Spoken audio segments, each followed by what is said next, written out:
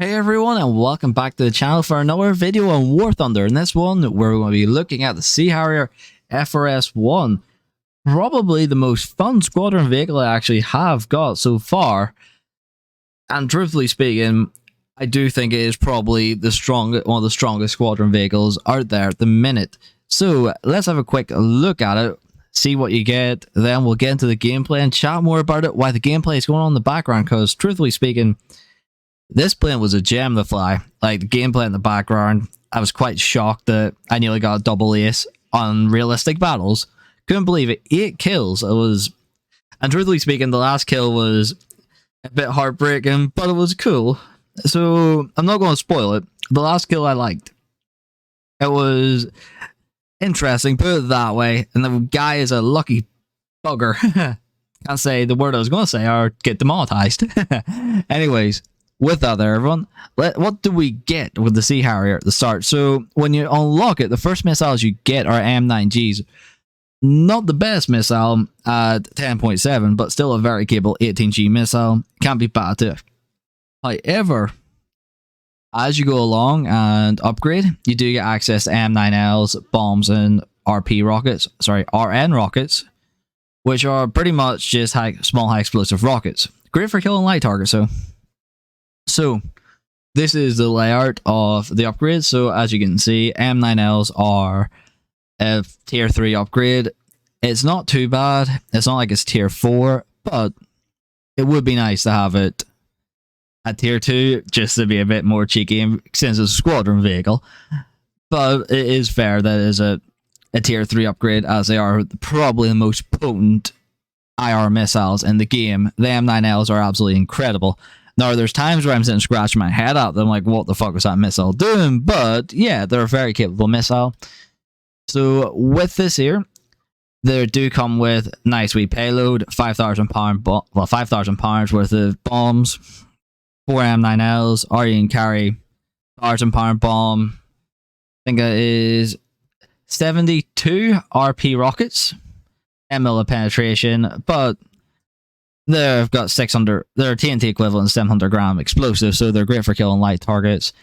You're not really going to kill much else with it unless you're really spamming it and get really lucky. But truthfully, this HARRIER is best for air defense and enemy air suppression. So let's get into the gameplay and chat a bit more about the HARRIER.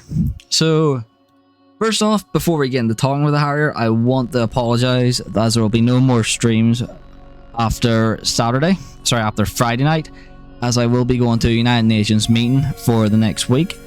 So I will try and pump out content while I'm away in regard to videos, as I am bringing my laptop with me, so I'll try and make some content. So if anyone does wish to interact or keep up, please do join us over in Discord.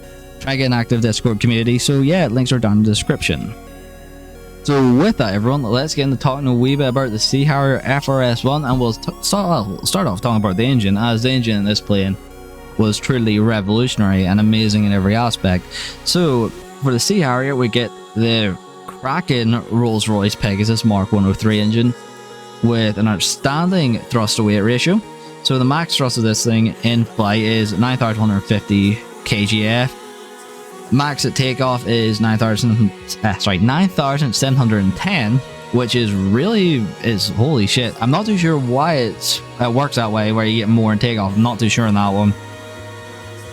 I'm not a physicist, so I'm not too sure on that one. I don't know if maybe it's just a slight boost you get to help get the plane off the ground quicker. But yeah, this engine is a cracking piece of kit. It'll get you off the runway faster than most other jetsets BR, and above it even. However, it does like to overheat, as previously stated. So once you get up to speed or the altitude you wish, do remember to drop the engine percentage down to maybe between 80 and 90. It idles at a nice temperature at 90% thrust. However, please do remember that if you are doing it, keep your engine cool for when you actually need it. So when you when you do get engaged or need to break off, you do have that nice burst of energy that you can use your WAP to get the extra power when you need it, so your engine doesn't cook and die. I've seen it at times where people just use WEP straight off the bat, have it completely on the entire time, and then within 3 minutes of the game their engine's dead and they're crashing into the ground. So please, especially if you're new and this is your first squadron vehicle, please do be considerate of that there fact. The engine will overheat like hell. Next thing we want to talk about is the Aidens. The Aidens are a gun that most British mains will be very accustomed to. Their ballistics at times leave much to be desired, but when they hit, they fucking hit like a brick house. So that's one thing I do like about the Aidens.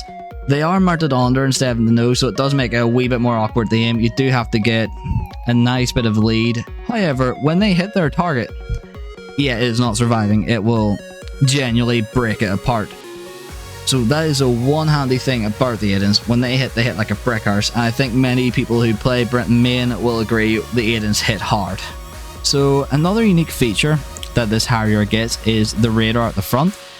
Pretty pointless radar at the minute in game. It doesn't have access to pulse Doppler. Harrier doesn't have access to any missiles that need the radar. It's more of a novelty feature, but it's a pretty pointless one. It does have BVR ACM mode, but it's not pulse Doppler, so it's a pretty pointless radar in regards to maintaining a solid radar lock, especially with how fast and how close ground, well, combat takes to the ground at times. Now I do get the up high combat, but truthfully, if I'm in the Harrier, I'm going low and fast and getting into the dogfight art before any of that there is necessary. So, with that there, in its peak configuration for air superiority, you've got 60 countermeasures, you've got 2 Aidens with 260 rounds, and you've got 4 M9Ls. Like, what more do you want from a 10-7 jet that is essentially free? In regards to how it works for grinding, it's definitely probably the best jet to use for grinding out British top tier, especially from tier 6 to tier 8, where that's where it gets its main bonuses. So with that there, if you are looking for something to make the top tier British grind a lot easier, I definitely recommend going for this here, or if it's your first squadron vehicle and you want to try something different, definitely a jet that will be interesting and make it worthwhile, put it that way. It is a jet I really enjoy and I love to play. So I really highly recommend trying it out. So in regards to what it earns, so with the talisman that I've got on at the minute, it is 696%. So I believe it'd probably be about 400, 450 without the talisman and premium.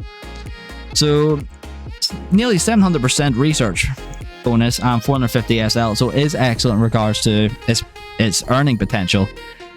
Your RP will be wonderful, and your SL will be relatively decent. Usually, personally speaking, if I'm playing this here, get a 2-3 kill game, I'll easily earn between 12 to 20,000.